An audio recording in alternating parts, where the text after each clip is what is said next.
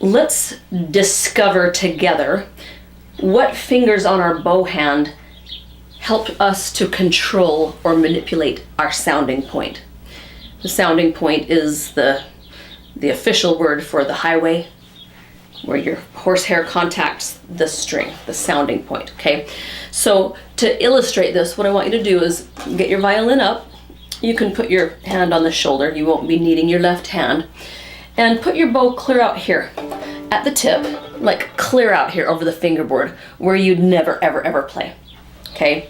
And then what I want you to do is drag the tip in towards the bridge and observe what finger or what fingers is doing that. Do it multiple times. You can even go back and forth, although that might confuse you. Just go in one direction. Okay, now there's a lot of right answers, but there's a righter answer than others. Index is the primary finger that pulls that bow uphill, and it's uphill, right? That's completely uphill. Gravity wants to send you down this way.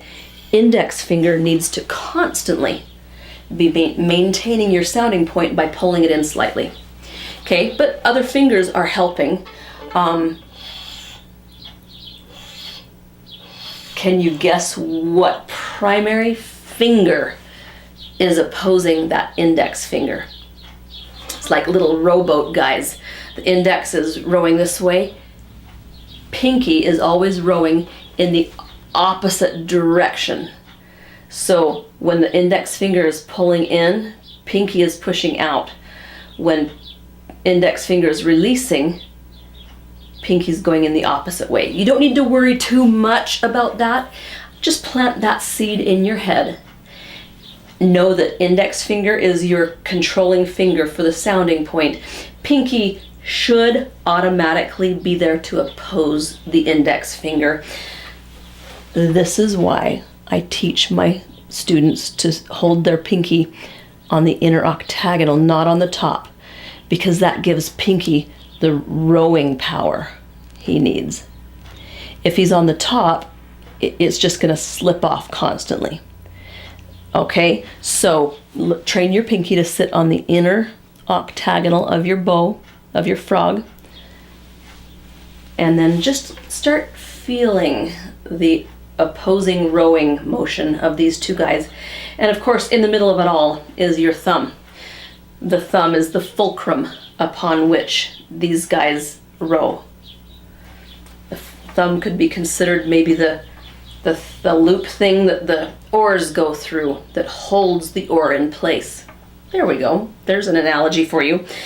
Okay, so that has two implications. Understanding this can be used in two ways. Number one, it can be used to maintain your sounding point so that you don't accidentally slip downhill just because index isn't doing his job. So he has to pull uphill to prevent you from sliding downhill. It's number one. But number two, that also allows you the ability to change lanes or change sounding points when you want to achieve a different color, or when you have an extra long note but you have to play loud, so you want to move closer to the bridge where you can play loud and slow. If you tried that out here, it's a disaster. So you don't need to know exactly what lane you want to be in yet. You don't need to know that. But what you do need to know, and it will serve you as you need it, you do need to know the finger that's mostly in control and his supporting actor.